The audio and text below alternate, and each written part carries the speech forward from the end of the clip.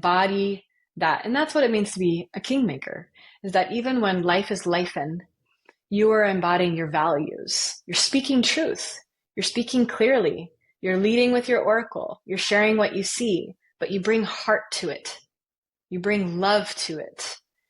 Because we don't want to have a relationship of truth without heart. It has to have heart. Yeah. And when you are enacting that role now, even if you're single, you begin to repel.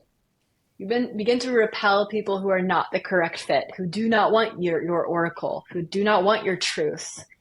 So your embodiment starts to sort people for you.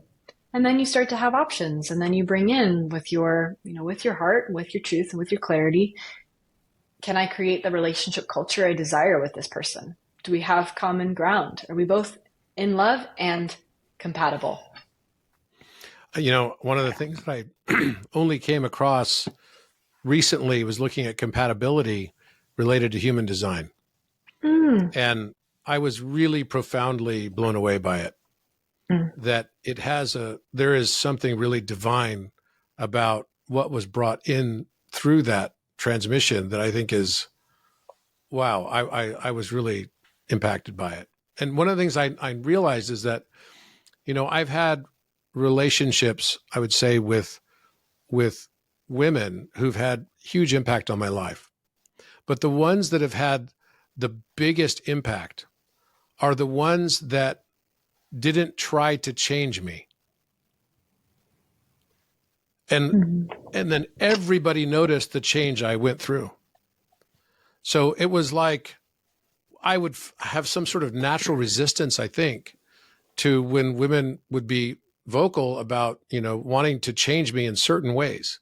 And they would give the exact specific instruction of what they wanted me to change. It wasn't things like leaving socks on the bathroom floor, but it was because I'm a neat freak. But in general, they would say this is exactly what they would want. But the funny thing is that I saw it and I would have the same reaction to it that I'd have with my mother, which was, my mother was the type of person I grew up a high achiever, and I would come home and I'd get all A's and maybe one A minus, rarely. And my mom would say, oh, next time if you get all A's and no A minuses, then I'd really love you. Oh, wow. So, and it's not that, and I'm not angry at my mom. My mom is a wonderful woman, and she was doing the best that she believed that she could do.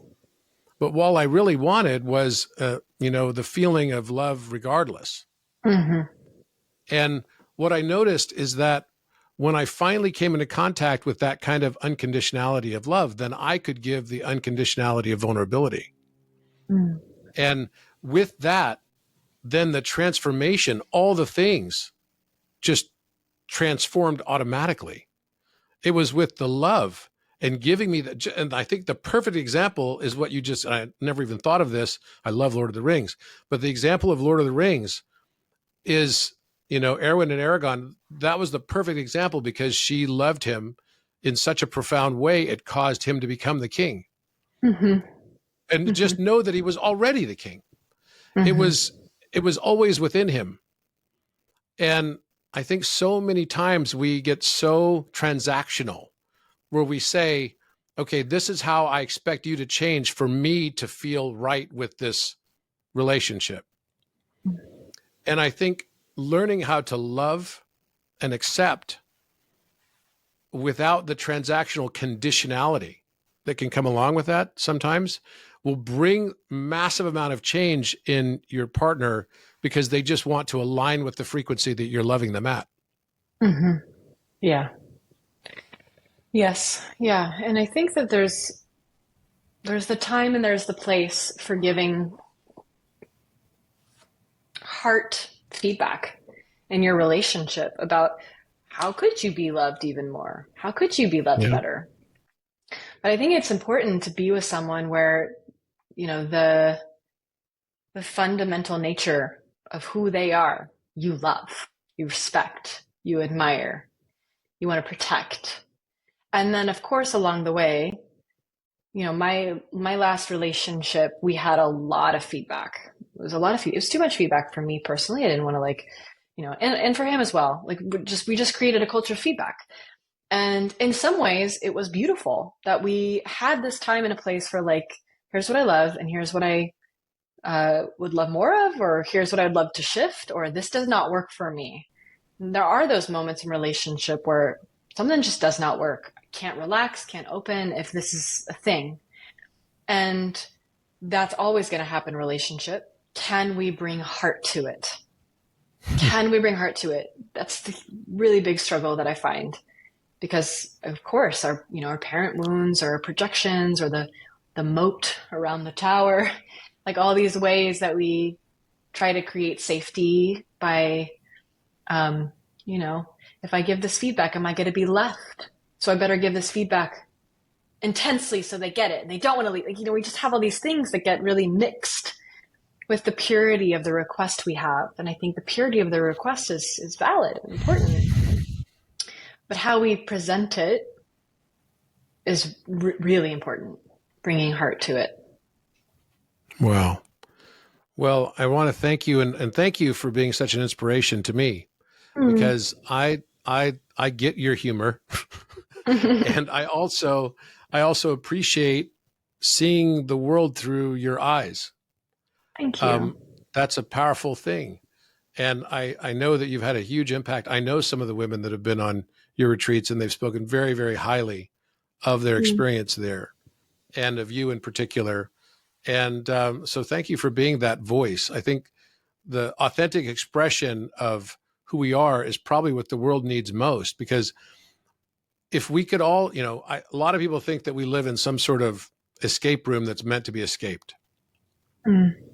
But if you go back to the context with which you started this conversation in the naming and the name that we chose, if we chose our names, then you could extend that to say we chose every experience we're going to have. Damn right. And instead of asking, why did something happen to me? And I love to know now that your middle name is Victoria.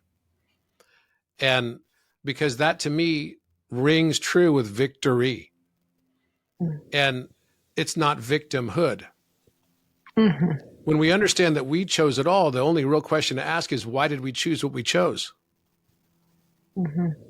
What did I want to learn through this? And why am I still choosing it? And why am I still choosing it? And maybe it's time. It's a story.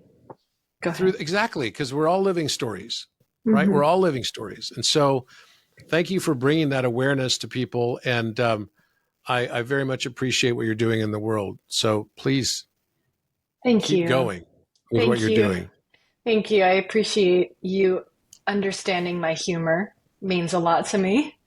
And thank you so much for having me on the show and for everything that you do. You have like a wealth of knowledge. It is a lot. It's like, wow, your brain works in some mysterious ways and it's really impressive. So thank you for also holding this awesome show and having me on. Well, thank you so much. And I'm astounded to know that we have the same gene keys as well. Maybe that's why I like your sense of humor. Yeah, probably. I'll have to show you my chart later. Yeah, definitely. I would like to see that. And I was laughing. I was showing it last night to somebody, the one where you're talking about, oh, I missed you. You were like doing a little skit with yourself. Yeah. And then you're like, oh, there's rocking chairs in there. I was like dying laughing. That one is, I think it has 2 million views.